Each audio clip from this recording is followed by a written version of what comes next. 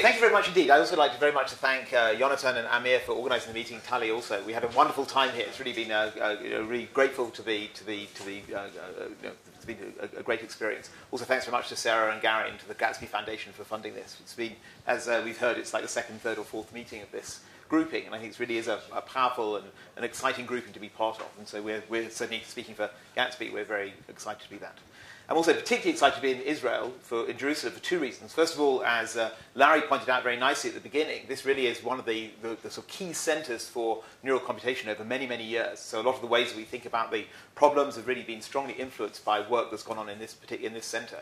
So very much, sort of congratulate you on that success, also on the new LSIC that we heard about from Elon. The other reason to be excited to be in Israel is finally I'm in a country where they know how to spell my name.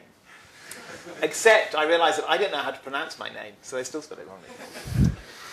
Okay, so I'm going to talk about engagement, disengagement, and observation. This is joint work with a postdoc of mine, Ulrich Beerholm mostly, and then I'll say a little bit about some work that I also did with a student who's now at NYU called Ilan Barreau. Okay, so observing behaviour. So your name has been entered into a lottery that is going to pay out in 2 weeks' time. You get $100 or like 1,000 shekels. So you have two choices. Do you want to wait until 2 weeks' time to find out if you won or not? It's a 50-50 lottery. Or do you want to turn over the ticket right away now to find out whether you're going to get paid out? Hands up. Who would like to wait for the excitement? We have a couple of slow people. Who would like to find out right away? Most people, right? Okay. Alternative version. You might get an electric shock on Thursday. Come to my lab. Would you like to know now whether that's your destiny, or wait until at least a little bit nearer the time? Now, the first option. Interesting. Or wait until nearer the time. A few people want to wait. So basically, more people want to wait. Many more people want to wait in this case. Okay, so this is an interesting case because it comes out of a very long tradition in psychology on something called observing behavior. So actions that we do in order to collect what looks like information about the world. And this has been studied most recently in a lovely paper by Ethan Bromberg-Martin and Akihide Hikosaka, who are at the NIH.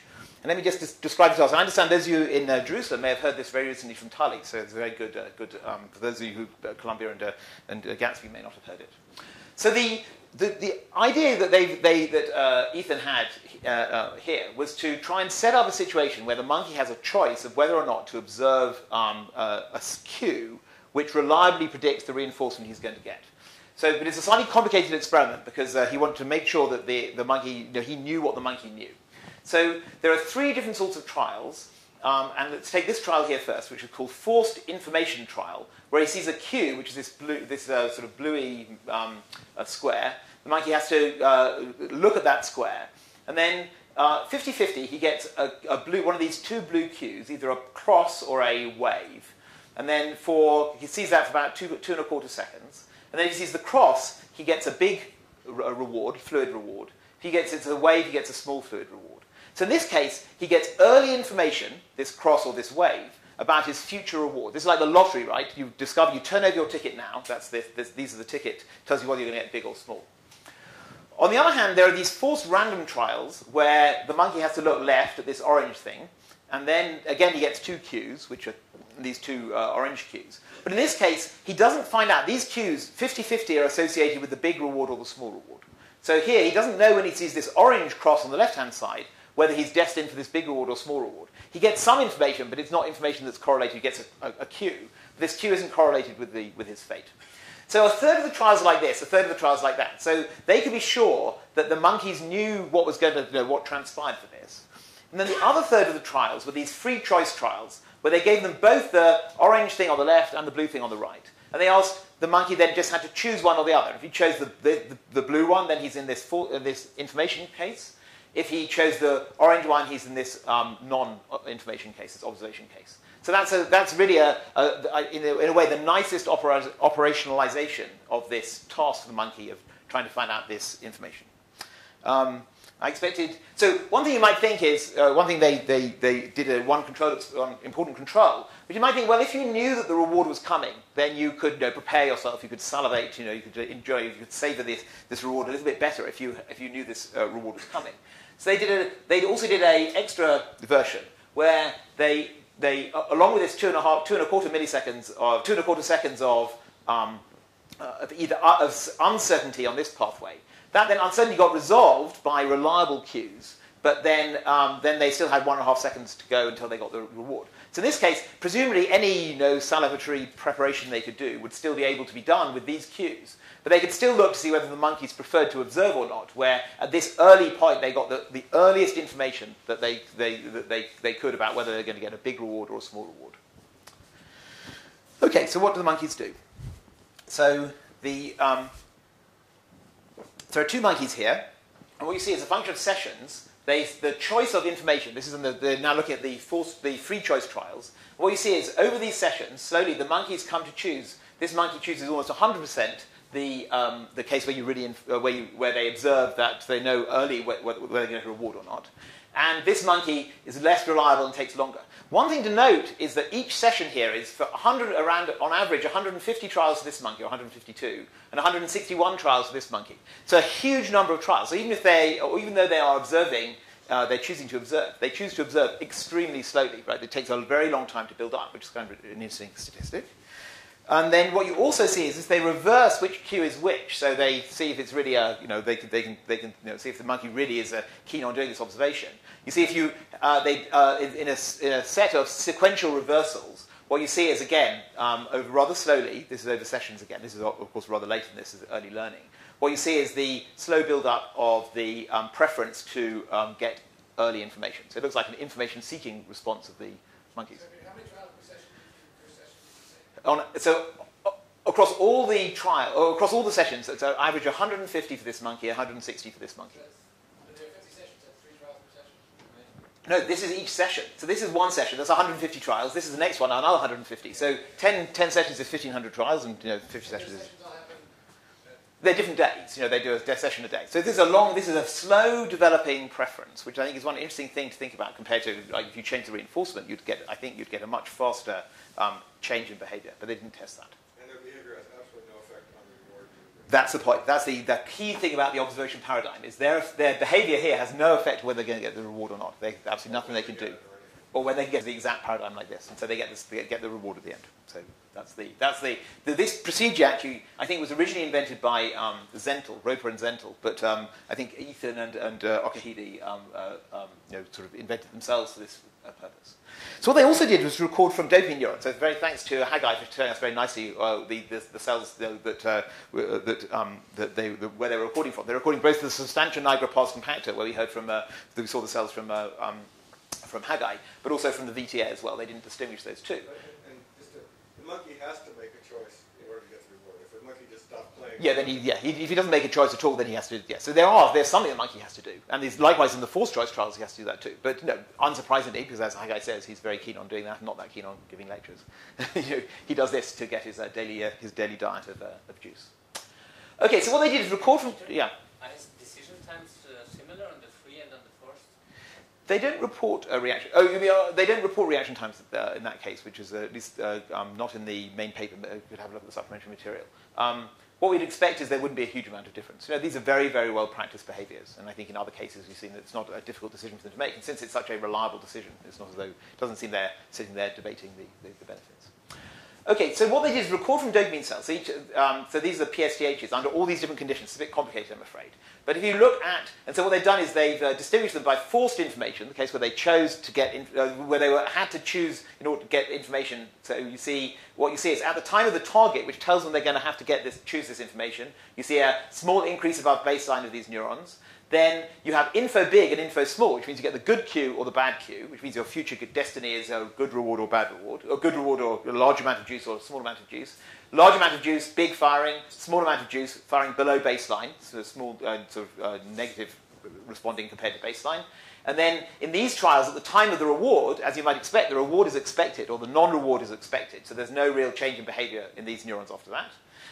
In the forced random trials, that's the case where you don't know what you're going to get. You see this dip below baseline at the time of the target. Then, of course, you don't have any information at this cue, because the cue doesn't tell you whether you're going to get a reward or not. And now you have, if you get the big reward, you get a positive activity. If you don't get the reward, you get activity below baseline. I think we're running out of battery.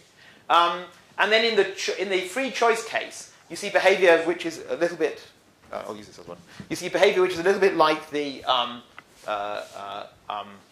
forced choice case, because of course they're reliably choosing the forced choice. This actually relates very nicely to some work that Glenn Morris and Haggai Bergman did in the monkey in a slightly different paradigm. But you see behavior which you might think is roughly speaking like what you'd expect from the forced choice, but that's what they do.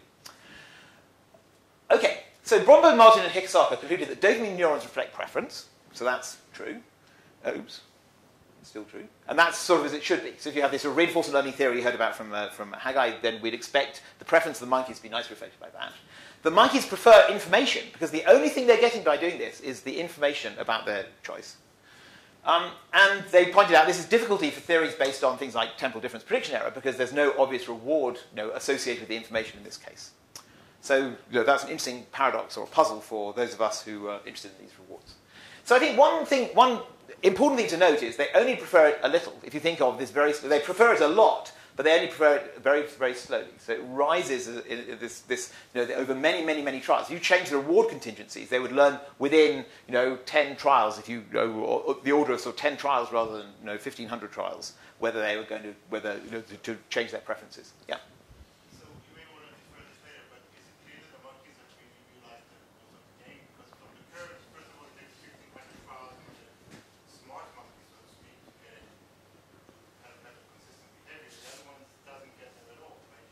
After Well, no, 1,000 trials, it's tending towards that, but it's still trying to restrict. But I think you can see that it is changing its behavior in a systematic way, and that's true for the original learning, and it's also true of the reversal. It's not just staying at some median level. But what I'm asking is whether it's clear that it knows that there's nothing to gain but information, but it's actually superstitious from it, that it thinks that he has to. Okay, let's come back to that at the end, and then I'm going to give an alternative explanation, as you might imagine. One thing, so the only person level, the next thing you could ask is it really information that these animals are seeking? And I think one really nice piece of data, unfortunately Hikosaka and Bromberg-Martin didn't test this, but Roper and Zentel did, and they said, let's change the probability of reinforcement in a context like this. So here they said, here it was 50-50, you get big or small. Here, what Roper and Zentel did was to make it either 87.5%, 50%, or 12.5%. And if it was information, then of course the maximum information you could get is if it was 50%, that you're most uncertain at that point. But what Roper and Zentel showed is that the lower the probability of the outcome, the more they were keen, these were actually a pigeon task, the more the animals were keen to observe. So that suggests that they're not after Shannon information or something like that, because it's not, it doesn't have this bimodal shape. Instead, the lower the probability, the happier they were to observe. So we think that something else might be going on. Another thing is this general? And so we have a slightly jaundiced view from some work that Nathaniel Daw did when he was at London, where he did a task where he had like a 4-armed restless bandit, so a bandit problem where there are 4 different levers you could pull. And we tried our damnedest to look at, this is in human behavior, to try and see that our subjects were actually using their uncertainty that we essentially knew that they had about the outcomes of these arms in order to do exploration in a targeted way, and they would have got information in that case too. And we were very convinced from our data that they didn't do this. So we had a slightly jaundiced view about this. Okay, so we're now going to build a model of why we might see this behavior. And this model really has to do with something which I've been worried about for the last, actually pretty much since all the time since we've been having these meetings, which is about Pavlovian misbehavior. So it's the way that Pavlovian conditioning can exert a nasty influence over instrumental behavior. So what do I mean by that? So I'm going to illustrate this with a task which some of you may have seen before. So this is not a decapitated British civil servant, but rather a chicken feeder. And this is a chicken. And we have a game in which the rules of the game are, the chicken runs towards the feeder runs away at twice the speed. This is a game done by Hirschberger. The chicken runs away from the feeder runs towards him at twice the speed, by these arrows. And as you can imagine, the chickens are unable to learn to run away from the feeder in this case in order to get their food. Not so surprising that they can't do that. But remember what we're doing. We're pitting an instrumental behavior, which is move in some particular direction with respect to this feeder, in this case away from it, in order to get food. We're pitting that against a natural, evolutionarily programmed behavior, which is move towards your sources of food. They generally don't run away from you. They generally don't run towards you. And in this case, the evolutionary programming of a few 100 million years wins big. and the animals are incapable of learning. In fact, this is much more evident in the aversive condition, where you actually have a structure, the periaqueductal grey, which has a beautiful organization, a topographic organization of things like defensive behaviors. And now, of course, it's a great idea not to have to learn by your own behavior to learn to run away from threatening bears, as we saw in one of the talks earlier. And you see a behavior which is organized at an extraordinary level of detail. So if you see that even things like if you want to fight, you have like a fight-flight response. If you want to fight, then you want to have sort of blood in your upper arm so you can punch your opponent. If you want to run away, you want to have blood in your legs so you can run away fast. And even at that level of organization, you have that in the PAG. So the system has endowed us with this beautiful organization of a mechanism which is going to help us away from trouble. Now, what happens? So we're going to argue that this mechanism is engaged in the information-seeking task, in this observing task, and that that's having a particular effect, which is then leading to the apparent observation. And to motivate that, I'm going to briefly show you three tasks, which I think show some evidence of the same, or two tasks with one theory, which shows evidence of the same thing. So this is a task done by Barry Richmond and his colleagues over a number of papers. What they had is an incredibly simple, boring task where the animal sits around. There's a cue here, this black bar. He waits when this light in the middle is red. When it goes green, he goes. He presses a lever, and then if he does it within a suitable amount of time, he gets a drop of juice, and then the next trial starts. But what Richmond did was not. This is like a one-trial schedule. Straight away, he does the action, he gets a reward. What Richmond also looked at was multi-trial schedules, where he might have to do the task twice in order to get a reward. So he has to do it once, he doesn't get a reward for doing it this time. He has to do it again and then gets a reward. And what Richmond did was to change the colour of the central cue. So here you see it's grey, and that indicates he's 2 steps away from the reward. Then it's black, that means he's going to get a reward at the end of this time. And he did it for 3 trials and 4 trials and so forth. And what you see is the error rate in these cases. And if he got it wrong in this case, if he didn't act appropriately, then he just had to repeat the trial. So he had to do the trial correctly in order to move on to get the reward. There's no doubt about that. But what you see is the error rate in these different trials as a function of schedule. So here, very low error rate if he gets a reward straight away. That's actually true for all of these cases. So that means that's what this shows is in a 2-trial case, when he does this trial, he again has a low error rate. But you have this huge error rate for this first trial of this schedule, like 20%, and it gets worse in a 3-step schedule, 30% error rate, even though he has to do that trial again. So he's just going to have to do it again and again until he gets it right. So here, it's clearly maladaptive to this animal not to do this correctly, because it's not helping his reward rate. But nevertheless, he can't help himself but do that. One lovely piece of evidence for that is that if you randomize these cues, so here, medium grey means you're two trials away from getting the reward. If you just randomize these cues, so you don't know how long it is going to be until you get the reward. What you then see, that's these crosses that the animal. Richmond still knows how far you are away. The animal works just as hard as it does in the one trial for the reward if you randomize it. So therefore, that's a good hint to us never to tell our students how far they are away from getting their PhDs. A long time.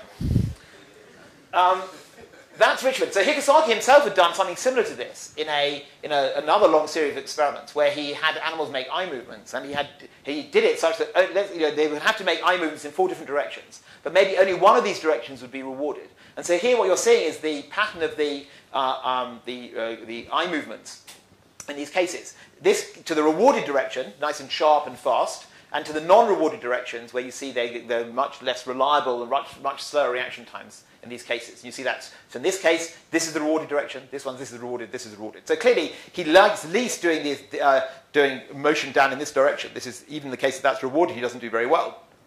But you can see that each of these columns shows you that the one that he's actually being rewarded for, he does better than he does essentially all the other guys. So again, it doesn't help him by not doing this task. He just has to do it again if he does it wrongly. But nevertheless, he can't help himself but do that. What time, Eden, do I have to finish? I have no idea. I can carry on forever. Well, until the taxi takes me off.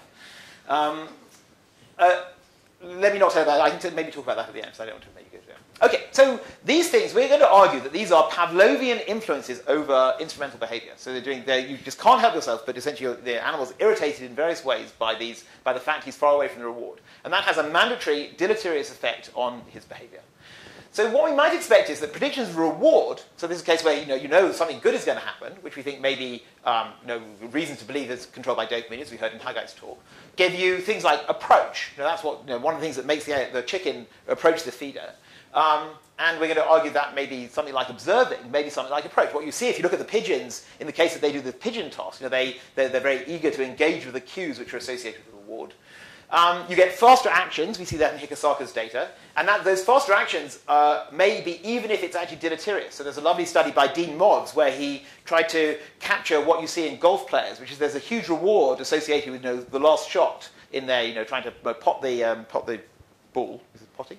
Putting the ball. Then they have this high chance of making an error when there's a very large reward associated with that. So Dean did an experiment where he had people playing Pac-Man. And he said, you're playing Pac-Man, you're the ghost, you're chasing the Pac-Man. And if you make the Pac-Man be worth 50p, then 50 cents, then people can do it very well. If you make the Pac-Man be worth $5 instead, then people kept on failing. They showed this appetitive panic. And so one view is why they failed is because they kept on making, essentially they would have to sort of get the Pac-Man by sort of turning a corner that was away from them. And they would try and turn too early and therefore miss it. So it may be a sort of form of they're acting too quickly, impulsively. And we're going to argue that also you have some sort of engagement process where you have control over internal actions like control over working memory. So your engagement with the task in terms of choices that you have for remembering important factors with respect to the task, as we'll see. On the other hand, predictions of nasty things, which we think, although there's very much less data about it, it's conveyed by serotonin, may be involved in withdrawal, so there's evidence of withdrawal and inhibition, involved in slower actions, and involved in, again, even if that's deleterious, if you're less engaged in the task, we saw that in Richmond's case in Hikosaka's task, and maybe also in sort of disengagement from cues and disengagement from the environment in a particular way. We're going to argue that these sorts of Pavlovian controls, we've argued in a number of papers that this is very important for a huge range of different, say, neuroeconomic anomalies of choice, is also what's going on in the Bromberg, in this observing experiment too. So we now have an extremely simple model of this, basically the simplest model. So it's not, I don't think that the model itself is correct. We don't have enough data to build a more accurate model of it. But it's, hopefully it's correct enough just to illustrate the sort of thing that might be going on. So a standard TD model, you have value learning where you change your value by something proportional to a prediction error.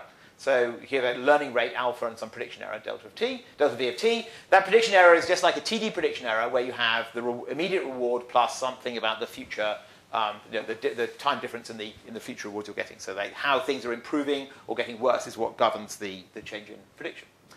So we have to make a choice. So that choice, again, extremely standard softmax-like control or sigmoidal control, where the probability of choice if you have two actions is controlled by the value. So you think of these almost like Q values in a way, but they're just very simple in this case. So you have some temperature parameter, this beta, which says how steep the choice is. And we're going to argue that the difference between the two monkeys, in our case, is largely depends on rather different values of beta.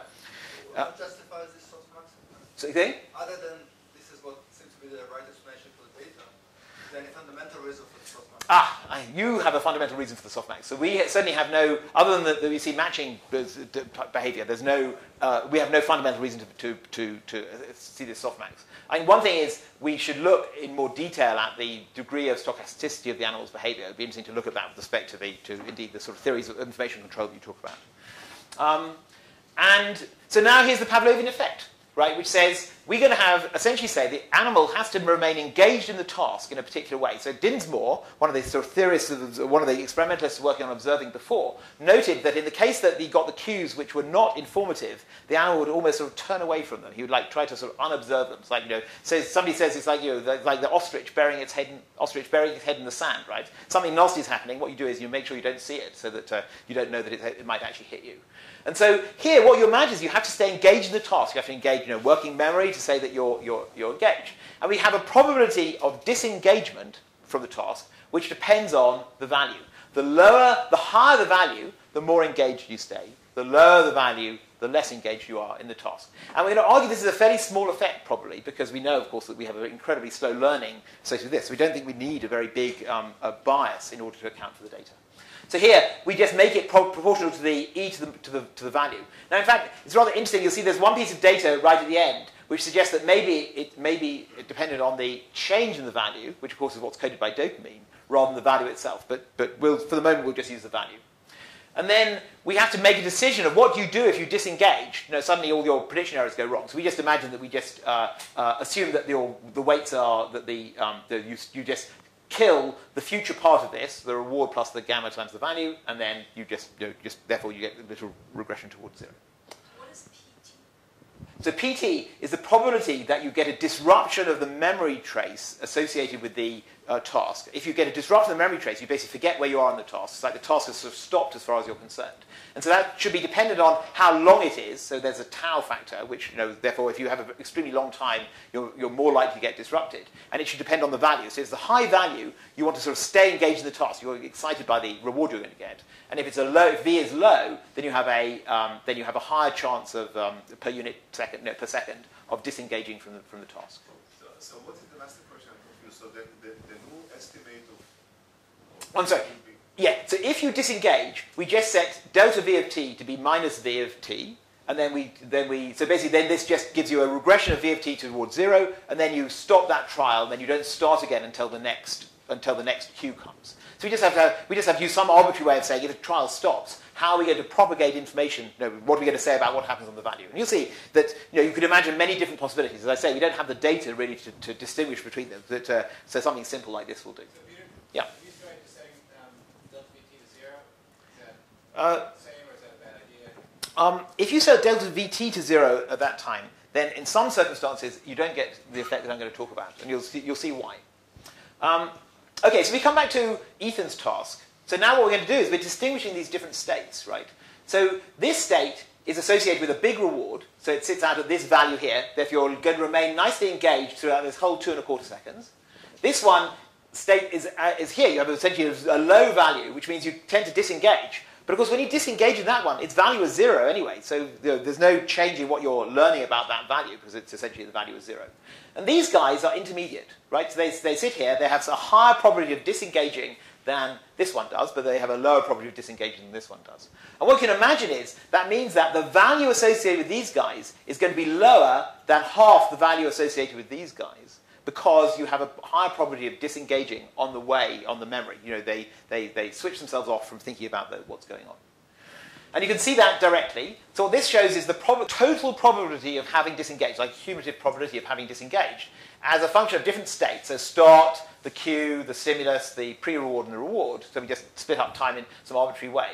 And so as a function of the different stimuli, so you see the S minus, the one which is associated when you know you're not going to get a big reward, that has a cumulative probability here quite large of disengaging, like 0.6 in the end of having disengaged through this task. S plus, the one where you're know you're going to get a big reward, that has a probability of 0.2. And the ones in the middle, the ones you can't decide between, are 50-50. They're in between S plus and S minus. And the consequence of that on value now is that the value of S plus, so during the time of these cues, gets to be larger. Because one reason it's larger, of course, is it predicts the big value Q. But it gets to be larger, and the S minus goes to 0, but it was going to be 0 anyway. The fact you disengage doesn't have a big impact on that. So the key impact is that these ones where you're uncertain, the green guys, are lower than halfway between S plus and S minus, which means that the net value of these cues is lower than the value of the observed cues, the informative cues. And so therefore you would choose against them if you had the choice. So that's exactly what we see. So here's the monkey data we saw from Ethan. And here we have our simulation for these two monkeys. And we have a very slow learning rate because we see very slow behavior in this case. We have and then the difference, the way that we fitted the difference between these two monkeys was to have different values of beta in this softmax. So, here, in fact, this monkey, in the end, generates an extremely reliable preference between these two cues. Therefore, it's going to have a very high value of beta in order to generate that. So really optimizing rather in this optimizing point in this softmax. Whereas this monkey has a weaker preference and therefore has a weaker value, has a lower value of beta, but still a fair value given these circumstances. And then we can then model the dopamine responses by these TDs. And the trouble is, of course, that we don't know on a trial-by-trial basis when a disobservation happened. If we knew that, then there'd actually be a really interesting signature, which is if you got disengagement in this task, then then, for instance, the very low probability you got a disengagement, but in the case that you had this high probability stimulus, then when the reward came, the monkey should not have been expecting that reward because he's forgotten that the reward was coming. And therefore, you'd see a nice big peak at the time of the reward to that stimulus. So you can say something similar for these intermediate cues too. So anyway, in our case, we get exactly the routinized version of this behavior, where when you get this discriminative or non-discriminative cues, you get the a little peak or versus a dip for the this one is better on average than this one because you essentially remember its value more. Then when the discriminative cue tells you you're getting a big reward, you get a nice big peak and a dip below baseline for this. And then, likewise, only in the case that you were unsure, only in the case where you got these 50-50 cues, would you get a big peak for at the time of the reward itself, because otherwise the reward is expected. Except for these odd cases in which you might have disengaged before, and therefore you would then actually get a behavior at the time of the reward, even in the case that you had done this observation. The same, yeah. I'm confused about something basic. Yeah. What are you optimizing? I mean, the cue itself does not give any reward, but it's changing your estimate of some value. So I'm just not clear what you're optimizing that makes you want to choose it when it doesn't affect your ultimate reward. Right. So what we've argued is that you're not able to use the true value at the end in order to make your choice. If you use the true value, then it's 50-50 either way, so you'd have no preference. But if you have a preferentially forget on the pathway where you have these random cues, it means what you think is the value of choosing the ones where you're 50-50, you don't know until late, then you think that has a lower value. Your expected value for that option is lower than the value for the case that you think it's that you do the observation itself. That you actually know what you're going to get early. And therefore, when you choose between these two, you're choosing between a low value and a high value. You choose the one which, to you, seems to have a high value. And this stems for you from the fact that when you choose the non-informative cue, then you're likely, by the scheme you set up, to estimate the value to be 0 instead of small to finite. That's basically the source of it? No, it's that you occasionally, you forget, you disengage from the task halfway through that 2¼ second interval. And if you disengage, then you stop making expectations. You stop essentially having the tie to the information about the ultimate reward, which is what propagates back and says these cues are valuable. Right, the way that, because you have to make a choice now about something which happens 2¼ seconds later, or actually longer in the way they do it. And so something has to propagate that information back. That gets propagated back by working memory. If working memory is disengaged by this process, I've taught this Pavlovian process, as we see in the Richmond-like, Hikosaka-like data, then you're not going to learn those true values, and therefore you're more likely to disengage, and therefore you're more likely to choose the. So if I'm understanding right, if the choice between a large reward, Wait a minute. if the choice between a large reward and a very small punishment, it would go the opposite way. You would want to pick the uninformative thing because that would make you forget the punishment. Ask about punishment. I'm going to. The next slide is about punishment. Okay. Yeah. One of the slides can make the confusion clear when your early slide. It's a PTS. So this guy, No, early you have the formula. Yeah, the equation. This is the probability of a disengaging. so Then the VT gets confused. And then the VT controls how likely you are to forget. So the bigger the value, the less likely you are to forget. And so that's exactly what we argued is controlling behavior. Is controlling behavior here, where this guy you're very unlikely to forget. These guys you're more likely to forget, and therefore the net value assigned to those is going to be lower than they should be because you've forgotten them. But this effect will remain even asymptotically after infinite number of times. Absolutely, because every single trial you still have this possibility of forgetting, right? And so therefore the asymptotic average value of those cues appears to be lower because you have to remember them in order to do it. And so that's the basis of this behavior. So you actually claim that this 1500 milliseconds is the memory span?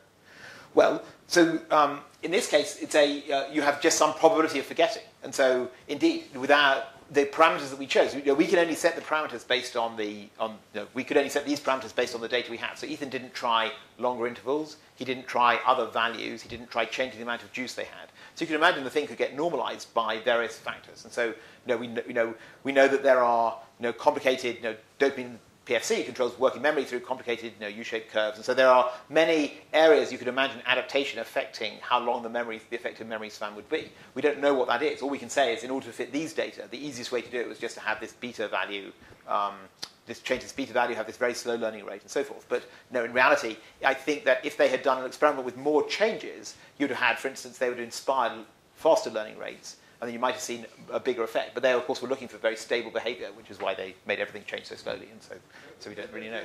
It seems to me your explanation has the prediction that if the two options are winning $1 million or winning $1, then I want to know now. But if the two options are winning $1 million or losing $1, then I want to know later. That seems very implausible. I'll ask about punishment in just 1 minute. So I'm about to show you the punishment. In fact, just here. Did I do that? Oh, yeah. So reversal, you see somewhat similar behavior for those values of beta. Okay, now as far as aversion, the Ken's get to the point which ignorance may be bliss. So that's what we discovered ourselves when I did that task on you for the possibility of shock. Now here, ignorance is bliss, but then we have to decide under what circumstances do you forget? Do you forget because the value, so if you have a negative value, do you have a sort of salience version, which means that if you have a large negative value, you also tend to remember things? Or do you have a valence value, which says that you just like to turn yourself away from nasty things? So in the salience value, you tend to remember nasty things as well as just remembering nice things. And therefore, of course, in this case, you'd like to turn away from the discriminative option as opposed to turn towards it, because here you preferentially remember this catastrophe which is you're about to incur. If you do it by valence, instead, in this case you have a preference again towards observation, maybe a bit weaker in this case, because again you have this ability to forget more frequently the one which is going to lead you to a higher, to the nasty outcome. I don't need very much more time. Maybe like 5 or 6 minutes. Is that okay? Okay, so what happens now if we change the reward probability? So now actually you can sort of predict what happens. Again, we had a model in which the choice depends on the difference between the value for the left and the value for the observer, the informative and random options modulated by this beta. So it turns out that if you then change the probability of reward, you get this unimodal shape as a function of observing, as a function of probability, which is actually that as probability of reward goes to 0, you observe less. The bias for observing goes down. And the reason for that is all these values go to 0, therefore the difference in the values goes to 0 too. If you're observing instead is, for instance, to find out the ratio of the values, so again we don't really know what it should be, then you continue to observe at low probabilities. In fact, your observation probability gets higher at low probabilities. And that, roughly speaking, is what you see in the Roper and Zental data. But I think, unfortunately, Ethan didn't study what this was like. And I should also say, that in the aversive case, there's actually there's no task which is as informative as the Roper and Zental-like task, this symmetric observing task that we have. So because there are lots of problems with the aversive case, but if the animal knows something aversive is coming, then he can prepare for it, like shutting his eyes, like in the case. And so there haven't been good tests really done of that. So the one last wrinkle to this, actually, is a following task done by Bldg and Spech in pigeons, where they did something a little bit similar, where the animal makes an observing response between two cues here. Both of them turned out to be, they have two different keys they could peg. This key is associated with 50% probability of getting reward or not. This key actually is associated 100% with getting reward. And the strange fact in these cases, and so this is going to be something which our model, in fact, any rational model is not going to be able to predict. Well, most rationals, actually, I think Tully's model could predict it for reasons you'll see in a minute, is that the animals actually, in this case, prefer to choose the option where they have a 50% chance of getting reward over the option in which they have a 100% chance of getting reward. So here they're really doing an information-seeking action that you would have seen. And so this is a very interesting phenomenon. And one of the things you see, which is a little bit in favour of the explanation we have, though not the account that we have, is that if you look, what Bldg and Spech did was measure how actively the pigeons were pecking during this interval. And what you see is, in the 50% S plus case, this tells you their pecking rates in the case here. So that's the S plus, the S minus, and the so this is this S plus, that is this S plus, and that's this S minus. What you see is these pigeons peck like absolute crazy during this trial, these cases, compared to how much they pecked here. So they clearly were dramatically engaged in the task during here, much more engaged here than they were either here or here. but we don't have an explanation for why that should be, which is kind of interesting, interesting phenomenon during these cases. So one possibility is there's a sort of contrast effect, and this gets us some data that Alex Kochelnik and a number of Pompilio et al. Have, which shows that, for instance, if you've done a lot of work in order to get an outcome, then you value that outcome more than an outcome you get if you haven't done very much work to get it. And so that means that if I then offer you a choice between these two outcomes, you prefer the one that you've done a lot of work to, otherwise you would have to have done an awful lot of work to get. So the value of these outcomes is actually the same at the same number of, they're titrated to have the same net value, but you prefer the one that you otherwise would have had to have done an awful lot of work to have gotten. And so maybe there's a sort of contrast effect like this, where here they prefer this guy because there was a chance they wouldn't have gotten it here because it was 50-50. Whereas here, they're uninterested by the fact they get this 100%, which would be then more along the lines of what Toddy would say. Okay, just to sum up. So I'm going to argue that observing, as we've seen, isn't really about information at all, because if you, for instance, decrease the information by decreasing the probability, you get more observation. It's a tiny effect overall. This is incredibly slow to learn. And I think the dopamine result, it's lovely to have these dopamine data, but it's really a bit of a red herring. All that shows is dopamine goes with preference, but that's what we would have expected anyway. The reward is clearly there. We've argued that it's another instance amongst a long litany of Pavlovian influences, but in this case over internal action, the internal action being a sort of misbehavior of working memory or engagement. As I say, it joins a litany of like a whole wealth of other cases. So some things we don't know. When does re-engagement happen? So here, a cue comes on. Does the animal re-engage sporadically? Does it re-engage as the cue comes on? In fact, that would be a kind of interesting thing to test, something that Ethan has been encouraged us to think about. The status for aversive observing, this thing that worries Ken, isn't quite clear. We don't know whether it's a salience-like observing and observing or a valence-like observing. That would be very important to know what that is. And we also don't know, is it sort of active or passive? Should we think of it as dopamine engaging working memory positively for the case that you get the good things, or is it serotonin engaging disengagement from stimuli and from working memory for the bad things? There's some evidence, and that there's a nice paper a review paper by Tops about serotonin arguing that you think of serotonin as being involved in this disengagement process. So it's interesting to manipulate these pharmacologically and see how observing changes in these two cases. So thank you very much.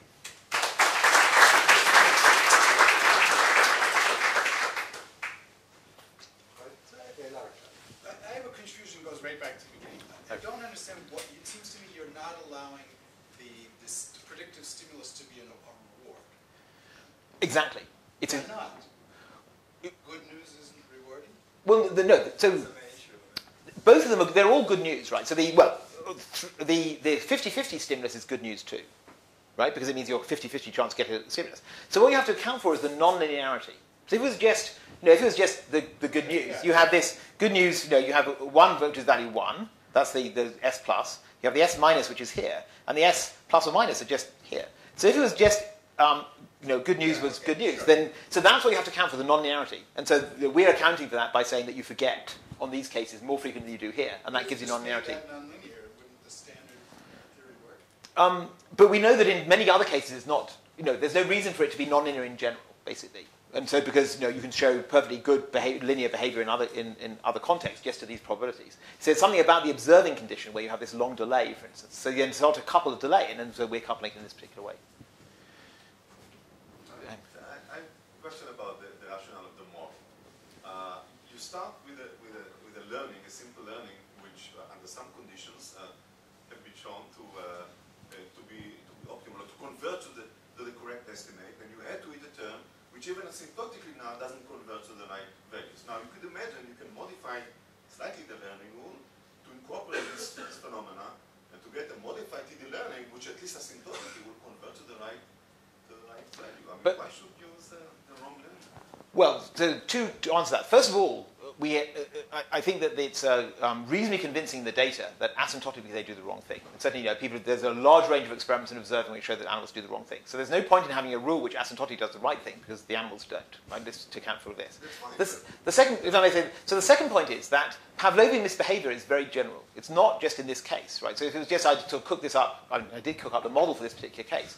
But the idea that that you have this Pavlovian influences over incidental behavior. You see in a whole wide variety of other things, not like the chickens and the feeders is just one example. We try to explain a number of neuroeconomic anomalies the same way. So you really have got to, you really are pitting, 200 million years worth of evolution or whatever against, 15 minutes of training in a lab or a couple of days of training. And no, it's not surprising that evolution should win. So I think that I see it all as a piece. But still, I'm curious. If you do calculate what the correct TD learning would be for this condition, and compare it to this, well, rather than compare the TD learning. Well, no, correct TD learning would of course not show. Correct TD learning would look linear like this, right? Well, there's no. But maybe still the time of convergence will be subject to this. No, it wouldn't. I mean, it wouldn't show that behavior because for two reasons. So they were very careful in this experiment. So there's an interesting phenomenon that actually Yael Neve worked on and Marshall worked on before, which is if all the trials had been choice trials, then indeed that effect actually would have been, there's a sort of variance aversion that comes out over the course of learning in a TD-like rule. But remember, they made a third of the trials be two-thirds of the trials be forced choice trials. They didn't have a choice there. So we knew that the animals knew well what the values of those stimuli were. They had lots of trials they could learn that correctly. So although there is variance aversion in TD, regular TD does have variance aversion if you let it make every single choice by itself. It doesn't, in this context, it wouldn't have accounted for that. So you really need to have something else. And in fact, I think there's lots of evidence in Richmond's task too that there are those other things going on, right? Why else would the animal generate 30% errors in those first trials? It's not because he doesn't know what's going on. Yeah. So we actually need a lot more time to really discuss it, but I just want to comment on this point. First of all, observation is not really about information. I really don't see how it provides to the sentence. But if there's no information, you don't need to observe anything. The point is, of course, that it shouldn't be, you're not completely ignorant about the outcome, so it's not really the Shannon maximum. It's a Shannon weighted by some sort of prior, which is affected by the reward. So essentially, it's really the cross entropy between your observation and the exponent of the reward which really matters. And I think I can show it to you in great detail, but this will settle most of the issues that we raised in the beginning. So why, to tell me then? Throw Shannon so easily out of the door. I mean, it's simply balanced and weighted by value in this case, by reward. And there's really competition between information and reward. But why would reducing the reward probability to 12.5% increase observation, increasing it to 87.5% decrease observation? So first of all, I really have to see the details of the experiment. But all I'm saying is that the fact that it's not 50-50 is certainly not an evidence that Shannon is irrelevant. And any observation, actually, I can make a very strong statement. Any decision and any action requires information. The question, otherwise, we really don't need it. I mean, we know already what to do. There's no need to observe anything. And essentially, what is really the break-even point, or what is the point which is the most valuable for this particular decision, depends, of course, on many other things. Also, prior, and of course, the value itself affects it. And the point is really to balance them together. So essentially, all the 3 points, maybe even 4, I think are a little bit misleading. Well, I look forward to more discussions at future meetings. Just following up on Larry's question, as soon as you take temporal discounting into account, doesn't that explain it? I mean, a big reward now, and the average of a big reward now and a small reward now, compared to the average of a big reward discounted and a small reward discounted, but the big reward, you lose more from the discounting of the big reward than you do from the small reward, so that's worth less. But under normal models of discounting, you don't think that you don't couple the rate of discounting with the magnitude of the reward, right? So normally, if you did a regular gamma exponential discounting, the only effect that would have is to essentially reduce the slope of this, because you're still halfway between the values of those things. So what you're saying is that we're going to wait. But the point is, if you get the information now, there's no discount. If you get the information later. No, but you're getting information now. But then why, if you get the information now, you're still not getting the reward? If I tell you now you're going to get, I'm going to pay you in 15 years' time, you're going to get discounting. To the idea that the news is rewarded, but you're getting the news now when it's not discounted. No, but later when it's discounted. the value of the news has to be associated with the value of the thing. If I tell you now you're going to get I'm going to give you $500 in 25 years' time, right? That's not going to be nearly as worth to you as if I say I'm going to give you $500 next year, right? So the value now of that outcome depends on when the thing you're going to get is, not on when I tell you. No, but fact that if I get the good news now, that's worth more to me than getting the same good news in a minute. That's just a redescription of the phenomenon. It's not an explanation of it. So you can say that we're going to have a change in the rate of discounting as a function of reward, and then you have to have a mechanism for that. No, and the mechanism. no, it's not a change. No, I'm just saying you lose. If a big thing exponentially discounts, you lose more value than if a small thing exponentially discounts. It comes. Well, we could talk about it afterwards, but it basically comes down to exactly just be linear. You have to generate a non-linearity, and you can't generate a non-linearity that way because you're applying the same discount function to all the outcomes. The outcomes all come at exactly the same time. No, but that's why delaying is worth less, because they're all discounted. But then it's worth less in a linear way, and so therefore it doesn't give you. You need that non-linearity. Peter is here until 4 o'clock. Taxi time comes to free him out at 4. To save me at 4. So you have 20 minutes to talk to Peter, but only 10 minutes to come back here. So we are going to reconvene at 20 to 4.